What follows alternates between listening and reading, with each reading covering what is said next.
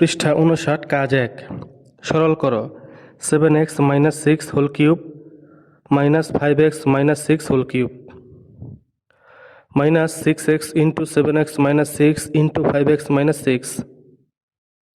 এটা হচ্ছে প্রশ্ন। সমাধান ধরি 7x - 6 ইকুয়াল টু a।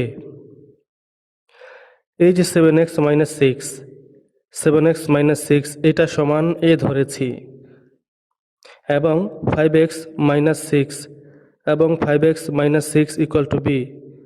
এই যে 5x - 6 5x - 6 এটা সমান b ধরেছি।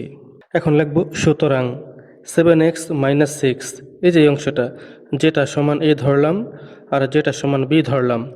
7x - 6 একবার লিখব, একটা মাইনাস দেব, তারপর 5x - 6 লিখব।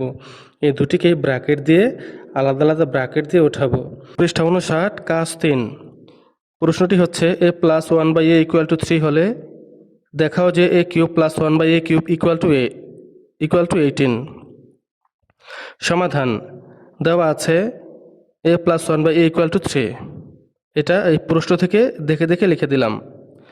তারপর সুতরাং দিয়ে বাম পক্ষ লিখে এই যে বাম পক্ষ a cube plus 1/a cube এটা লিখলাম। লেখার পর আমরা একটা অনুসিদ্ধান্ত জানি a cube plus b cube সমান a plus b whole cube minus 3ab into a plus b। এটা আমরা জানি। অঙ্কের মধ্যে a এর জায়গাতে a ঠিকই আছে, b এর জায়গাতে 1/a কে ধরতে হবে।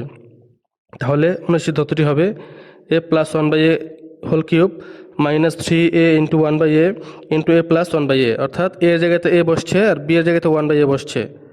এই অনুসিদ্ধান্তর মতোই বসছে। তারপর a প্লাস 1/a এর মান হচ্ছে 3, এই যে 3 কিউব মাইনাস 3 দিয়ে এ কাটা এ কাটা মাইনাস 3 থাকবে আর a প্লাস 1/a এর মান হচ্ছে 3 দিয়ে দিলাম। এখন 3 কিউবের মানে হচ্ছে 27 27। 3 কিউবের মানে হচ্ছে 3 গুণ 3 গুণ 3 মানে 27 হয়। মাইনাস থেকে 3 গুণ 3 মানে 3 3 9 হয়। তারপর 27 থেকে 9 গেলে 18 হয়। 18 সমান ডান পক্ষ। এই যে প্রশ্নের মধ্যে ডান পাশে 18 রয়েছে, এটা ডান। এখন আমরা এখানে ডান পক্ষ পেয়ে গেলাম। সুতরাং বাম পক্ষ সমান ডান পক্ষ দেখানো হলো।